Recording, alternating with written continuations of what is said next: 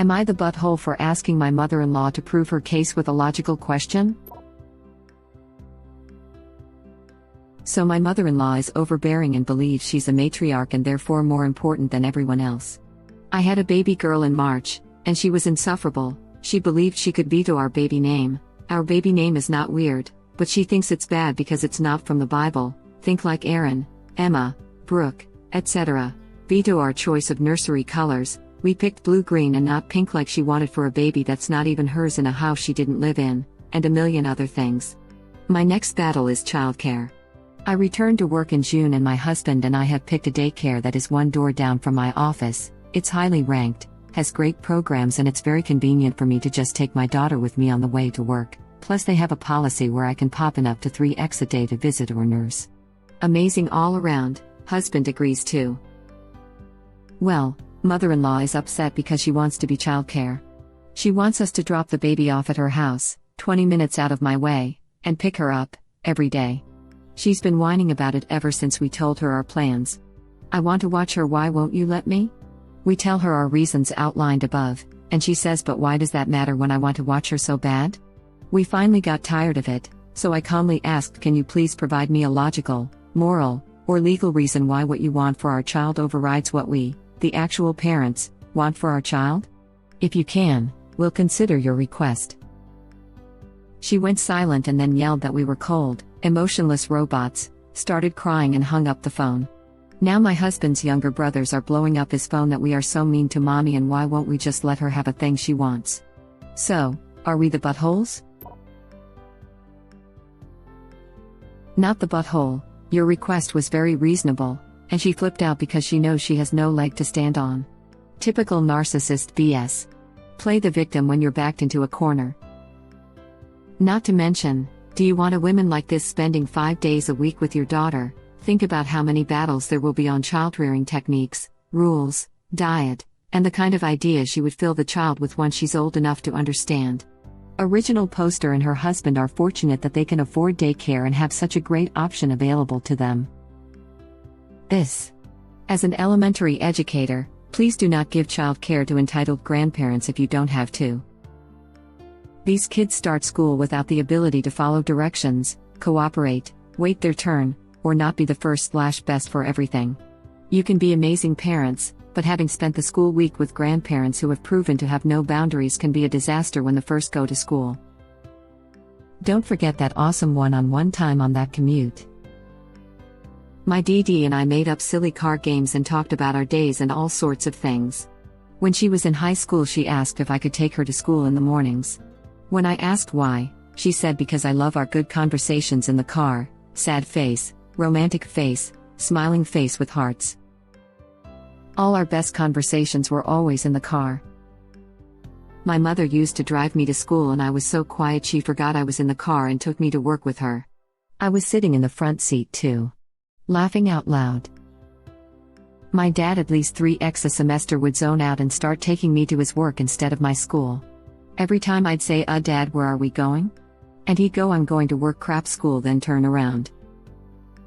I remember we were stopped at a red light and she just happened to look down and see me and screamed. Laughing out loud. Okay, I'm sorry, but that's hilarious.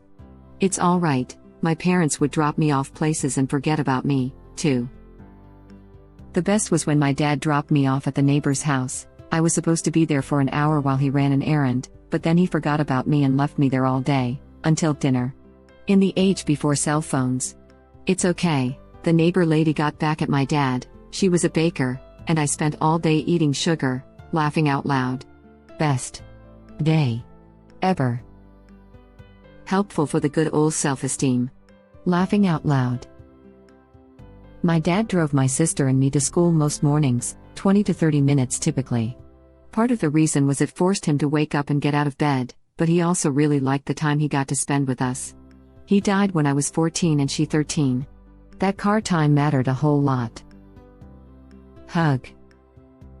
My mom used to say she and I would always have our best conversations in the car. I bet it was from the drives in the morning to daycare and school when I was a kid. I never thought about it before. I got the talk in the car, though. Captive audience situation with mom when you first start having sex, eek. Captive car talk time is a gift to be enjoyed by everyone, not an attack situation. Aw, that is so sweet. I told my mom the same thing when I asked her to drive me to school. She asked me why I wanted her to drive me instead of getting to hang out with my friends before and after school. My reply was because I like you more than I like them and I want to spend more time with you, smiley face. Needless to say, she drove me. Oh, yes. I'm thinking of the kindergartner who tried to cut off another student's ear. He was suspended and missed a trip to the pumpkin patch. The grandparents took him the next day so he wouldn't feel left out. Wow. Flushed face. This was my thought too. I would not want this woman to help raise and influence my child in their most formative years. As a Swedish person, I still find it crazy that there are no parental leave for new parents. No parent need to leave their kid while the kid is still nursing. Oh my god, this is my first thought. I've seen this exact dynamic in the flesh and it's an absolute nightmare. And based on that, if mother-in-law suddenly decides caring for a baby 5 days a week is a lot, she will expect to cancel at a moment's notice, have the baby picked up early if she feels like it, or have the parents rearrange childcare days every week to suit her. She just wants control over the situation and she will wield that however she can. Also, at that point when it all turns nightmarish, original poster might have missed the spot at the great daycare. Do not take that risk. Not only that, what if the child is lactose intolerant or has a nut allergy? I'll go bail. Mother-in-law will test that and there'll be hospital trips and sick, vomiting and anaphylactic baby and mother-in-law whining, I didn't know it was serious, I thought you were lying. Your baby, not hers. Your rules, not hers. Not the butthole. Totally this, up pointing finger. I had a daycare near my work that let me come nurse and it was so much easier and nicer than pumping all the time. Having that bonding time with the baby during the day is worth 100x more than any reason mother-in-law can come up with. No way would this lady follow your rules for the baby. Stick to your guns. You spending time with your baby is always going to be more important than her spending time with the baby. Not the butthole. Your mother-in-law is throwing a temper tantrum because she isn't getting her way. Way to stand strong. I have a feeling you will need to do it more often. I would suggest making sure the daycare knows that you and your husband are the only ones allowed to pick her up and grandma is not allowed to see her while she is at daycare. Pointing finger, this. She will pick up the child any chance she gets. Also, have a password with the daycare so she can't call and impersonate you. There was another post where that happened. Most centers will also have a pick up and do not pick up list. I suggest original poster look into that at her center and add mother-in-law's name to the not allowed to pick up. My lady I had for my son required photo ID from whomever was picking him up, aside from me and dad, even if I'd given her a heads up.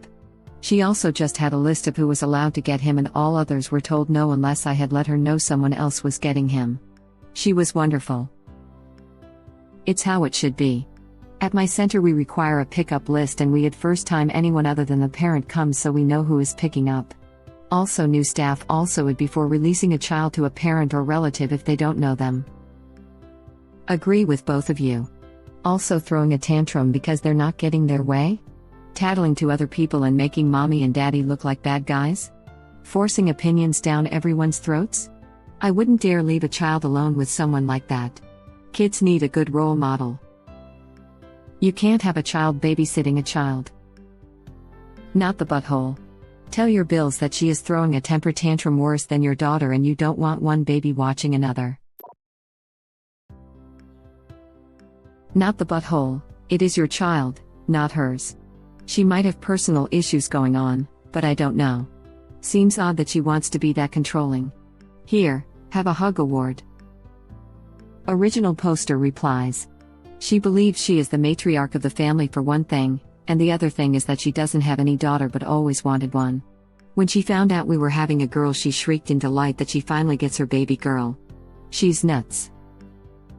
Just make sure that when time comes for your daughter to go to daycare, tell them that under no circumstance that grandma is allowed to take or visit her. I would even give them your mother-in-law picture to have as a reference so she won't try to say she is her great-aunt or something. It's really entertaining me imagining a wall in the nursery with mugshots underneath the giant do not allow sign. Like the Chinese restaurant with Michael and Creed's pictures in the office. I used to be a preschool director. We had a binder. Just tell her you agree, and she's inspired you, just as she's the matriarch of her household, you're the matriarch of yours. After all, patriarchy goes from father to son, not father to daughter's husband. And a patriarch typically doesn't run his son's household. In patriarchy, women answer to their fathers until they have husbands. Just flip it all. And I'm not suggesting you actually believe or support or practice any of this, cause both are sexist, and additionally problematic for anyone who's not monogamous cis-het, but if she's going to use that argument, it's fair to turn it back on her. She may be the matriarch of her family, but you are the matriarch of yours. Tell her you'll make the rules for your family, thank you. I've been in your daughter's position. Me and my sister are the only girls on our dad's side. He has 2 brothers, and each of his brothers has 2 sons. When I was born, I'm the oldest, my grandmother literally checked to make sure I was a girl. Crap is going to get wild for your daughter. Expect extremely girly gifts, well into teen years. Like, hideous dresses, dress-up clothes, makeup kits for kids, and all other forms of tool torture. Honestly, you need to nip this in the bud. My grandmother was not nearly as overbearing as your mother-in-law, yet the things listed above are all what happened to me and my sister. Good luck. You're also not the butthole. Saying her baby girl was the first warning for all the crazy that was coming. Not the butthole. I'm going to give you a piece of BTDT with a guilt-tripping mother-in-law, and I had much the same argument with mine. Let your husband handle his mom. He should have enough balls to stand up to her. It's harder for her to be mad at him than at you. Stick to your guns because you are right here. Good luck with it. It took me a long few years to learn to ignore mother-in-law drama and not get sucked into it. It never ceases to amaze me where people, even if they are your mom, think their opinion matters. Not the butthole. But why does that matter when I want to watch her so bad? Because of the reasons we told you. Also, we aren't teaching you if you whine enough we will change our mind, you're already annoying enough. Not the butthole. You know mother-in-law would have no boundaries, and do whatever she wants. She wouldn't listen to any of your instructions and preferences. This would not end well. Even if that weren't the case, you are the parents. Mother-in-law is entitled to nothing. You get to do what you want with your kid. Not the butthole. When I was young, around 1.5 or 2, my grandma, Dad's mom, started to watch me while my parents worked. She was not a big fan of my mom for reasons I won't go into, but I will say that the problem was not my mom, so while she had me she would let me do things that my mom specifically told her not to do. Example, she'd let me suck on hard cherry candy even though my mom told her not to for fear I'd choke on it. When my mom found out and reminded her not to do it, instead of stopping she'd hold the candy and let me suck it. My mom again told her to stop for fear I'd suck it into my mouth and choke. Still, instead of stopping, she would crush up the candy into itty-bitty pieces, that way if I swallowed them I wouldn't choke, and she got her way. BC, what could my mom say to that? It was just a nasty game to her to piss my mom off. She'd also badmouth my mom to me and drill into me that I didn't have to listen to anything mom said. Needless to say, things didn't work out and mom finally quit her job. BC, they couldn't trust her with me. Your mother-in-law sounds like she'd be the same way with you and your baby. This was exactly my line of thinking. If she gets her way, she's going to do everything she can to sabotage the relationship between the baby and original poster. Not the butthole, but that's pretty clear. You know it. We know it. Even mother-in-law knows it but won't admit it. The question here is more about your husband. How well does he deal with his mom? Because he's the one that needs to lay down the law with his own mom. You too could, for example, let her know that if she keeps bringing up what she thinks should be done with your baby, you simply won't talk to her about this for, say, a month. Then see how she deals. This is really on your husband to deal with. It's his mom, and younger brothers. Not the butthole. It's not like you're denying her access to see your child, you're just making your own perfectly reasonable decision about what childcare you want. It sounds like she's been trying to control you every step of the way, and you were right to set a clear boundary. Your husband's brothers sound like they've never stood up for themselves against their mother's controlling behavior, and I'd guess she is used to controlling everyone with histrionics. If you don't set boundaries now and enforce them, she will be trying to dictate every detail of your daughter's life.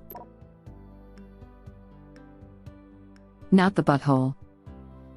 Thank you for watching. Please subscribe to be the first to know about Red Rabbit Reader's new videos. If you like our videos, please like them on YouTube and share them with your friends. We welcome your comments below. Press to start another of our videos.